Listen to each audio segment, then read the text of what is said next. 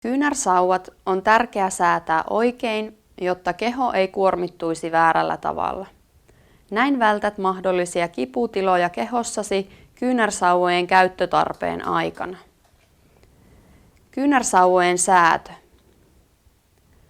Paina kyynärsauvan varressa olevaa nappia, jolloin saat kyynärsauvan teleskooppivarren lukituksen vapautettua ja saat putkea liikuttamalla säädettyä kyynärsauvat sopivan mittaiseksi. Säädä kyynärsauvat niin, että kyynärtuen yläosa on tukevasti kyynärnivelen alapuolella kyynärpään ollessa kevyesti koukussa. Ranne on suorassa. Hartioiden tulee olla normaalissa, rennossa asennossa ja selän suorassa. Kipeän jalan asento kyynärsauvojen kanssa liikkuessa on joko jalka edessä tai polvesta koukistettuna takana riippuen varaamattomuuden syystä. Oikein säädettyjen kyynärsauvojen kanssa seisoma-asento on ryhdikäs ja hartiat ovat rentona. Voit tarkastella hyvää ryhdikästä asentoa peilin kautta.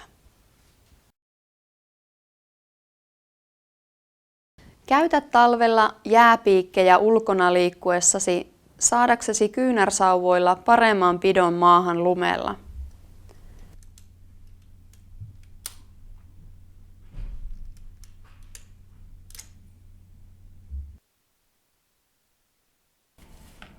Kuivaa kyynärsauvojen kumitulpat ulkoa sisälle tullessasi liukastumisvaaran vuoksi.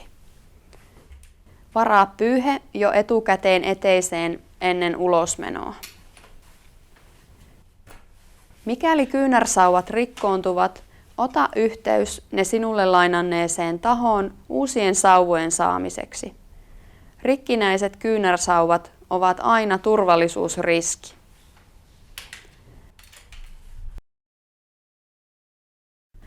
Mikäli olet saanut hipaisu- tai lääkärin määräämän kilomääräisen osavarauksen, voit harjoitella osavarausta vaaan kanssa.